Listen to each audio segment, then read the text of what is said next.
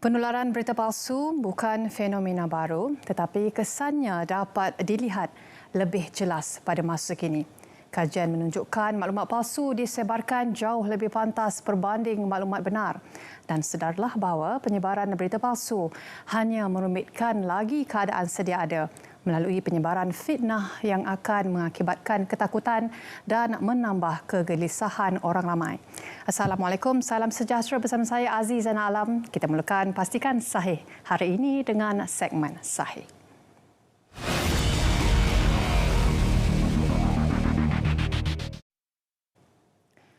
Untuk makluman orang ramai, portal e-Tauliah dibangunkan bagi memudahkan proses permohonan tauliah mengajar di wilayah Persekutuan Kuala Lumpur, Putrajaya dan Labuan. Dengan adanya portal e-Tauliah ini, proses permohonan dan semakan status permohonan dapat dibuat secara dalam talian. Portal ini turut memaparkan maklumat mengenai semua kategori pemegang tauliah bagi memudahkan agensi kerajaan, swasta dan masyarakat memilih dan mencari penceramah di wilayah persekutuan untuk dihubungi secara langsung. Namun Jabatan Agama Islam Selangor JAIS pihaknya menafikan bahawa permohonan tauliah mengajar melalui pautan www.nudisoft.secureglobalaccess.com adalah bukan dari jabatan tersebut. Mohon jangan layari laman sesawang ini kerana ia mungkin taktik skamer untuk mencuri maklumat pribadi anda. Kementerian Kesihatan KKM akan memantau kemasukan baby nanas di semua pintu masuk negara dan pasaran tempatan bagi memastikan ia mematuhi Akta Makanan 1983. Pengarah Kanan Keselamatan dan Kualiti Makanan KKM, Norani Eksan berkata sejak tahun lalu pihaknya sudah mengenakan pemeriksaan tahun uji dan lepas TUL ke atas baby nanas kulit berkupas yang diimport. Hingga kini sebanyak 115 sampel buah nanas diambil bagi tujuan analisis pelbagai parameter. Ujarnya sebanyak 11 sampel didapati mengandungi siklamat dan disabitkan kesalahan dengan jumlah denda RM8,500. Katanya lagi merujuk kepada isu buah nanas kecil atau dikenali baby nanas yang tular di media sosial baru-baru ini dan didakwa mengandungi bahan pemanis tanpa zat siklamat. Ia sebenarnya telah tular pada tahun 2017 dan 2019 di mana kenyataan akhbar berhubung perkara ini pernah dikeluarkan pada 31 Mei 2019. Jelas Norani, siklamat adalah sejenis pemanis tanpa zat yang memberikan rasa manis 30 hingga 50 kali ganda lebih daripada gula sukrosa. Jabatan Pendaftaran Negara JPM menafikan dakwaan yang sedang tular di media sosial dan aplikasi WhatsApp. Kononnya ramai warga Bangladesh diberikan kad pengenalan MyKad menjelang pilihan raya. Dalam satu kenyataan, JPM menegaskan dakwaan tersebut tidak benar. Sebaliknya, MyKad hanya dikeluarkan kepada individu warga negara Malaysia yang layak sahaja berdasarkan peruntukan perundangan. JPN turut menjelaskan bahawa paparan MyKad yang ditularkan dan didakwa milik warga Bangladesh itu adalah tidak benar. Sebaliknya, beliau adalah seorang warga negara Malaysia yang sah. Jelas JPN lagi, beliau telah diambil sebagai anak angkat secara sah dari sudut undang-undang dan dibesarkan oleh satu keluarga Cina sejak dari lahir lagi. Ujarnya lagi, isu tersebut telah dilaporkan oleh pihak media yang menjelaskan bahawa individu tersebut adalah warga negara Malaysia. Kementerian Kesihatan KKM ingin menegaskan bahawa pihaknya tidak pernah memperakukan mana-mana produk atau makanan yang boleh merawat diabetes serta mengawal gula dalam darah seperti didakwa dalam laman sesawang Proviheridence Medical Associates baru-baru ini. Gambar yang digunakan adalah tanpa kebenaran KKM dan pihak KKM juga tidak pernah memberikan kebenaran bagi menyiarkan artikel berkenaan. Sehubungan itu, KKM menyeru agar masyarakat tidak mudah terpedaya dan terpengaruh dengan kenyataan yang tidak diketahui kesahihannya. Juga KKM menafikan laporan berita mendakwa pilihan raya umum ke-15 PRU15 kemungkinan dibatalkan sekiranya kes positif COVID-19 meningkat sebelum hari mengundi pada 19 November ini. KKM dalam kenyataan berkata hantaran di akaun Facebook My News yang dimuat naik adalah palsu dan tidak mencerminkan situasi sebenar serta menimbulkan kekeliruan dalam kalangan masyarakat. Menerusi hantaran itu, My News mendakwa PRU15 berkemungkinan dibatalkan sekiranya kes positif COVID-19 dari gelombang Omicron XBB terus meningkat sebelum tarikh hari mengundi 19 November nanti. Dan hantaran itu yang turut disertakan gambar Menteri Kesihatan Khairy Jamaluddin mendakwa sekiranya wabak Omicron XBB tidak merebak terlalu cepat dan masih terkawal, maka orang ramai dinasihatkan supaya mendapatkan suntikan dos keempat ataupun dos penggalak sekiranya ingin mengundi pada 19 November 2022. Sehubungan itu, KKM meminta orang ramai merujuk berita sahih melalui pautan media tempatan yang disediakan. Dan sejak akhir ini, semakin ramai individu yang mula cakna tentang ilmu kewangan peribadi. Bermula dengan menerapkan amalan menabung, menguruskan perbelanjaan supaya tidak melebihi pendapatan sehingga menceburi dunia pelaburan. Namun, orang ramai harus diingatkan sekali lagi mengenai peningkatan mendadak penipuan pelaburan yang dipromosikan dalam media sosial. Serta baru-baru ini telah tersebar surat palsu mengenai pelaburan patuh syariah menggunakan nama Jabatan Kemajuan Islam Malaysia JAKIM yang meminta mereka yang terpedaya supaya pelanggan memindahkan wang ke akaun peribadi tertentu. JAKIM dalam satu kenyataan bagaimanapun menafikan mempunyai kaitan dengan surat tersebut serta meminta orang ramai agar berhati-hati dengan penipuan berkenaan. Kementerian Kesihatan Malaysia KKM mengesahkan kabar angin di media sosial berkenaan penularan COVID-19 Omicron XBB adalah palsu. KKM dalam kenyataan di Twitter rasminya menyatakan pendirian terhadap kabar angin yang tidak mempunyai bukti secara saintifik itu. Dalam kenyataan sama, KKM turut berkongsikan gambar yang memaparkan berita palsu tersebut dari aplikasi WhatsApp yang sudah dicopkan palsu. KKM dalam ciapannya memandang serius terhadap penyebaran maklumat palsu berkenaan yang boleh mengundang kepada kekeliruan fakta tanpa pembuktian secara saintifik oleh pihak yang tidak bertanggungjawab. Tegas KKM lagi, orang ramai dinasihatkan agar tidak berkongsi maklumat tersebut supaya tidak menimbulkan suasana panik dan kekeliruan dalam kalangan komuniti. Di samping itu, KKM turut menyeru agar masyarakat tidak mudah terpengaruh dengan kenyataan yang tidak diketahui kesahihannya. Untuk maklumat orang ramai, subvarian XBB merupakan subvarian Omicron yang telah berkembang daripada subvarian BA.2 Omicron sedia ada. Peningkatan bilangan kes baharu serta indikator-indikator utama yang lain adalah dijangkakan susulan pengesanan subvarian Omicron XBB di Malaysia. Namun menurut KKM, menerusi Facebook rasminya berkata belum terdapat bukti mengenai perubahan dalam kebolehannya untuk menyebarkan penyakit yang lebih teruk. Justru individu yang telah menerima vaksin boleh dijangkiti subvarian ini, namun vaksinasi masih memberikan perlindungan yang baik terhadap penyakit COVID-19 yang serius. Ini menjelaskan adalah penting bagi orang ramai untuk mendapatkan dos penggalak bagi yang layak, terutamanya bagi kumpulan berisiko tinggi. Berhati-hati dengan pihak yang menyalahgunakan nama Bank Negara Malaysia untuk meminta bayaran daripada orang ramai.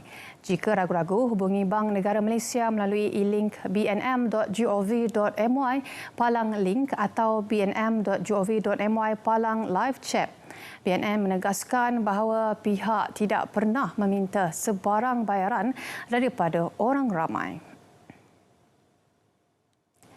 Helah skamer sentiasa berubah-ubah untuk menipu anda.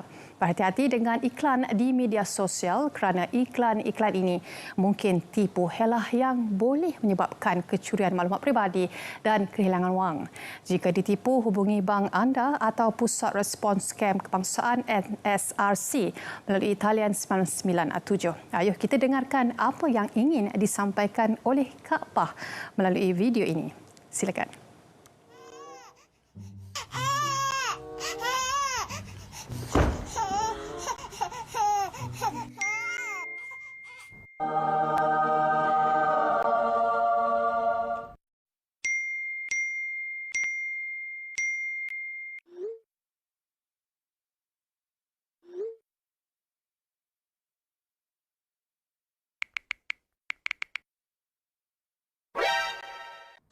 Duit hilang. Ya Allah. Duit hilang. Macam tu lah duit senang-senang hilang dari akaun. Kecoh gila pasal ambil cleaning service app. Lepas tu IPTV. Esok lusa boleh jadi servis aircon murah. Dah lepas tu pula nikah online murah. Ini semua cara scammer nak memperdayaikan kita. Kalau korang perasan, semua ni bermula dari luar sistem perbankan. Senang cerita cara scammer dapatkan duit korang, sama je. Scammer akan trik korang untuk revealkan maklumat perbankan. Itu je. Penat-penat dapat gaji dari bank datang. Kepada scammer ia kembali. Nak tahu apa langkah berjaga-jaga? Let's go. Cek pautan laman web dengan betul. Tengok betul-betul. Kadang-kadang tu nampak je sama tapi tak serupa.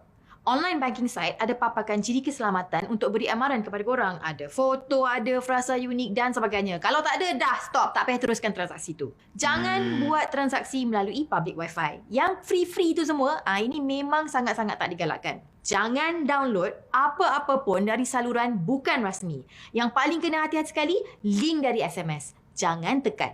Jangan kongsi butiran ID atau kata laluan korang dengan sesiapa pun. Never ever. Perangkap dan ancaman scammer akan sentiasa berubah. Dapatkan maklumat scam terkini melalui Facebook Amaran Scam. Jangan lupa follow kami #SoalSekatSebar. Baik, pastikan sahih berat seketika. Kita akan kembali lagi selepas ini.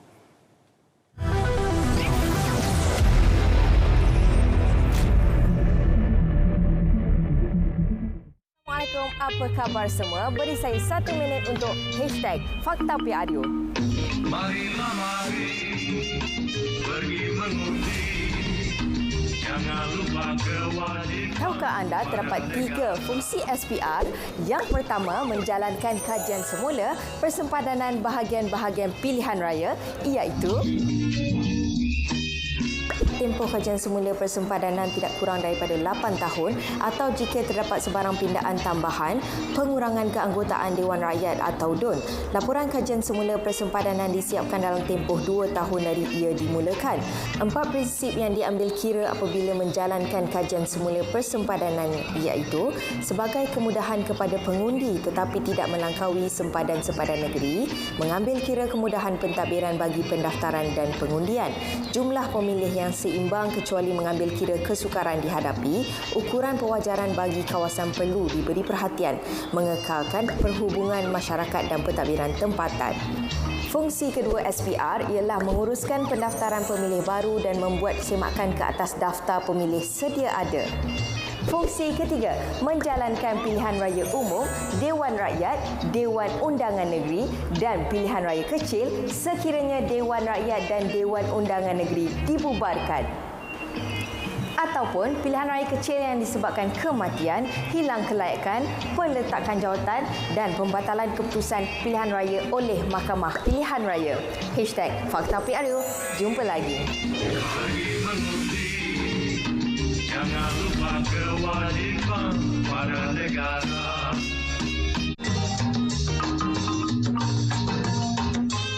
Malaysia menjadi impian kita semua pastinya yang terbaik untuk masa depan negara. Negara yang bakal kita warisi kepada anak cucu kita. Hari inilah detiknya kita mencorak sebuah negara yang stabil, aman dan sejahtera.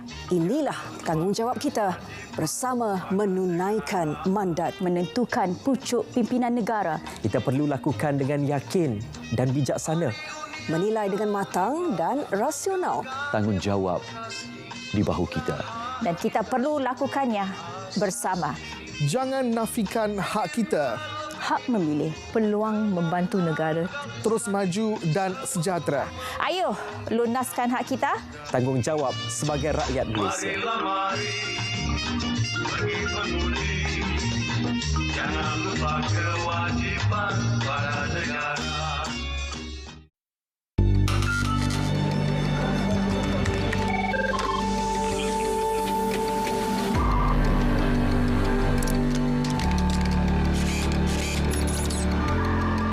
Telah menetapkan tarikh-tarikh penting seperti berikut.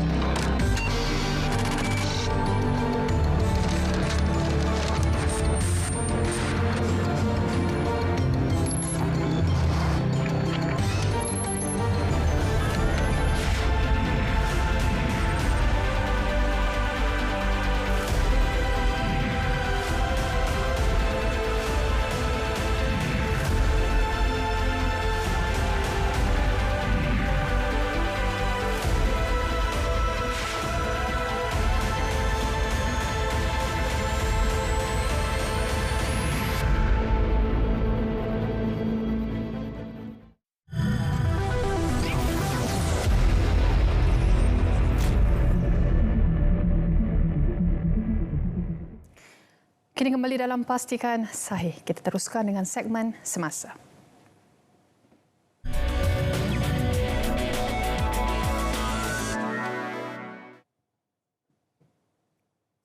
Sebanyak 21 kes jangkitan COVID-19 membabitkan subvarian Omicron XBB dikesan di Malaysia setakat ini. Menteri Kesihatan Khairi Jamaluddin memaklumkan daripada jumlah itu, 7 kes ialah XBB.1, lebih banyak kes berpunca daripada subvarian sama dipercayai telah merebak. Beliau menambah memandangkan Malaysia berada di kawasan yang sama dengan Singapura. Proses tersebut boleh ditekan normal kerana XBB turut dikesan di Singapura. Proses yang boleh dikatakan normal lah, sebab di Singapura pun daripada BA5 dia jadi XBB. Jadi kita pun dalam kawasan yang sama dengan Singapura. Jadi kita jangkakan bahawa dalam tempoh masa yang akan datang XBB akan mengambil alih BA5. Yang penting adalah varian ini tidak menunjukkan kesan yang lebih serius. Ya. Dari segi kebolehjangkitan dia mungkin dia lagi tinggi sebab tu kes naik sikit. Tapi as long as dia tak serius, as long as kematian tak naik, as long as kemasukan ke ICU tak naik, dan kita okey. Dan walaupun apa nama dia, Omicron, BA1, BA2, BA5, XBB, XBB1, is okey. Dua jajahan di Kelantan mula dilanda banjir selepas hujan lebat berterusan menyebabkan beberapa kawasan dinaiki air. Setakat jam 7 petang semalam, jumlah penduduk yang berpindah ke Pusat Pemindahan Sementara PPS seramai 125 orang melibatkan 28 keluarga di 4 buah PPS. Menurut portal info bencana banjir JKM, jajahan Pasir Mas kekal dengan satu PPS dibuka iaitu di SK Tok Deh yang menempatkan 32 penduduk daripada 6 keluarga. Sementara 3 lagi di jajahan Gua Musang iaitu PPS SK Jeram Tekoh dengan 31 penduduk daripada 7 keluarga. Manakala Dewan Semai Bakti Felda Ciku 7 menempatkan 27 penduduk daripada 6 keluarga dan SK Limau Kasturi 1 pula menempatkan 35 penduduk daripada 9 keluarga. Berdasarkan laman web rasmi Public Info Banjir, Jabatan Pengairan dan Saliran GPS, setakat pukul 6 petang semalam, beberapa sungai utama di negeri itu menunjukkan tren menaik. Pihak yang terlibat secara langsung dalam proses pilihan raya umum ke-15 PRU15 perlu memikul tanggungjawab dalam mengendali dan menguruskan sentimen penyokong masing-masing agar tidak berlaku insiden seperti di Tenom Sabah pada hari penamaan calon Sabtu lepas. Ketua Polis Negara Tan Sri Akhil Sani Abdullah Sani berkata, pihak seperti calon dan pengurus kempen perlu peka terhadap perkara itu bagi mengelak sebarang kejadian yang tidak diingini. Beliau berkata kejadian sedemikian merupakan contoh situasi penyokong tidak terkawal, boleh mengganggu gugat ketenteraman awam dan merupakan ancaman keselamatan.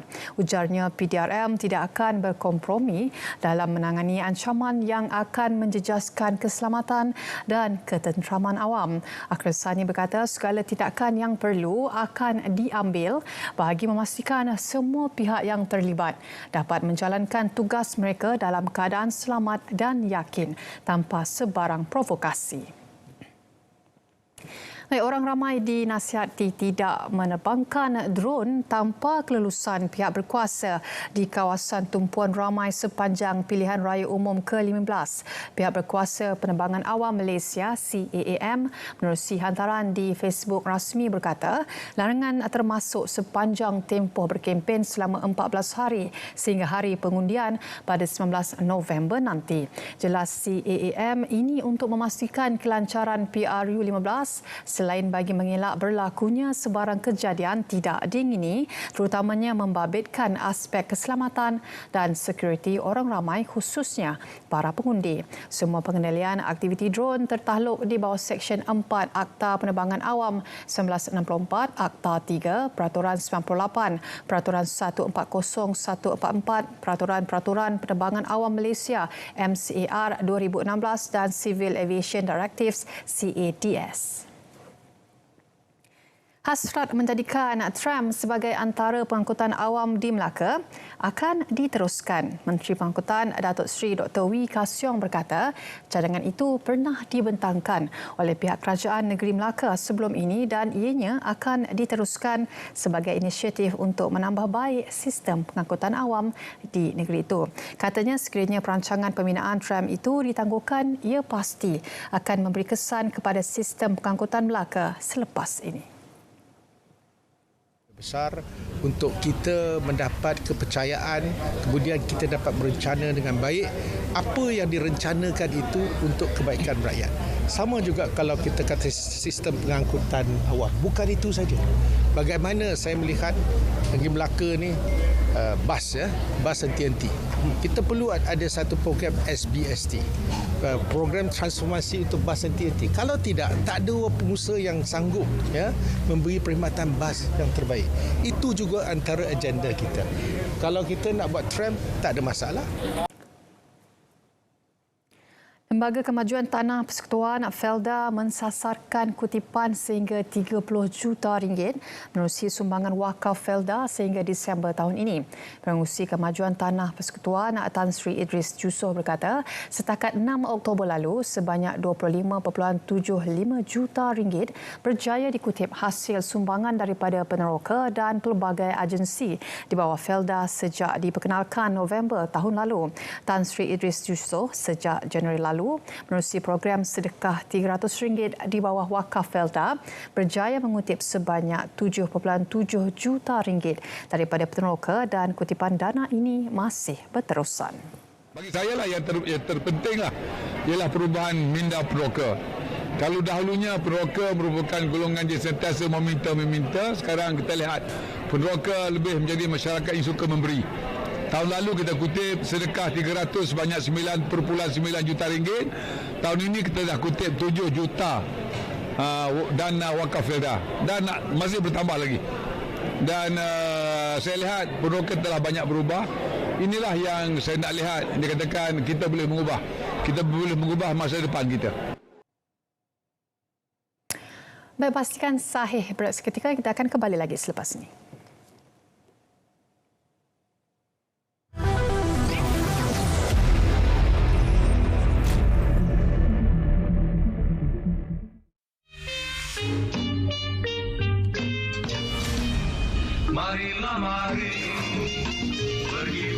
Assalamualaikum, apa khabar semua? Beri saya 1 minit untuk #FaktaPRU.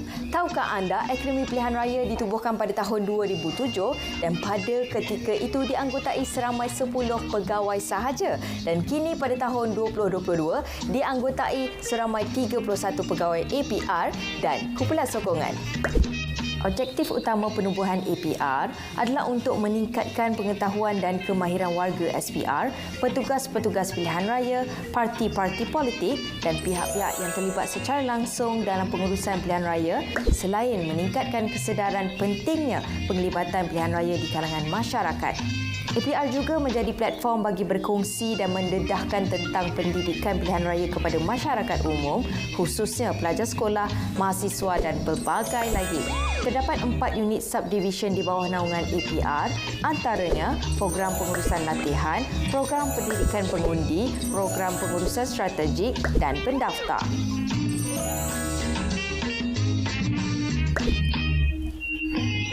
Nak tahu lebih lanjut? Jom layari media sosial APR, Facebook, Twitter, Instagram dan juga TikTok. #FaktaPRU. Jumpa lagi. Jangan lupa kewajipan pada negara. Proses pilihan raya. Pertama, terdapat pembubaran Dewan Rakyat atau Dewan Undangan Negeri. Kedua, pihak Suruhanjaya Pilihan Raya terima pemakluman rasmi daripada Speaker. Ketiga, mesyuarat khas Suruhanjaya Pilihan Raya akan diadakan. Keempat, pegawai pengurus terima read daripada Suruhanjaya Pilihan Raya. Kelima, pegawai pengurus akan mengeluarkan notis. Keenam, proses penamaan calon. Ketujuh, kempen akan dijalankan. Kelapan, pengundian awal. Kesembilan, proses pengundian. Kesepuluh, penjumlahan rasmi untuk undi dan keputusan pilihan raya. Jom jalankan tanggungjawab kita. Selamat mengundi. Pesanan ini daripada RTM.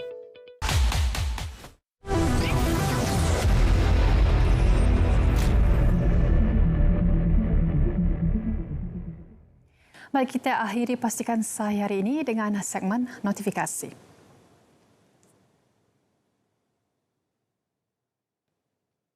Baik, persoalan sama ada trend peratusan keluar mengundi pada pilihan raya umum ke-15 ataupun PRU15 meningkat atau sebaliknya kini menjadi antara topik perbincangan hangat pelbagai pihak, dan malam ini kita dengarkan apa kata mereka mengenai trend pengundian melalui naratif khas PRU15 dengan tajuk kupasan trend pengundian isyarat tersirat bersama dengan tetamu jemputan iaitu penyelidik unit demokrasi dan takbir urus ideas Halmi Azri Abdul Halim dan juga pensyarah kanan sains politik merangkap fellow kursi institusi Raja-Raja Melayu UiTM Mujibu Abdul Muiz di TV1 juga melalui saluran berita RTM, MyFreeview 123 dan juga di RTM Klik. Dan untuk Malaysia diteruskan malam ini dengan perbincangan bersama Presiden Persatuan Pemeriksaan Fraud Bertauliah Malaysia, Datuk Seri Akhtar Star dan Mrs Malaysia World 2022 dan juga Peguam Olivia Constance Nicholas bersama pengacara Nadine Odin dan juga Luqman Hakim jam 7 malam. Baik, fenomena gerhana bulan penuh akan berlaku di Malaysia malam ini bermula jam 17.09 dan 20.49. Gerhana bulan penuh berlaku apabila bulan melintasi masuk ke dalam bayang-bayang umbra bumi. Di dalam keadaan ini, bumi akan berada di antara bulan dan matahari dalam kedudukan segaris. Walau bagaimanapun, gerhana bulan penuh hanya boleh dilihat bermula jam 18.58 iaitu apabila bulan mula terbit di ufuk timur. Dan sekian saja daripada saya dari Pastikan Sahih untuk hari ini. InsyaAllah kita akan bertemu esok pada jam dan juga pada waktu yang sama. Jangan lupa tanggungjawab kita pada 19 November ini. Assalamualaikum, salam sejahtera dan jumpa lagi.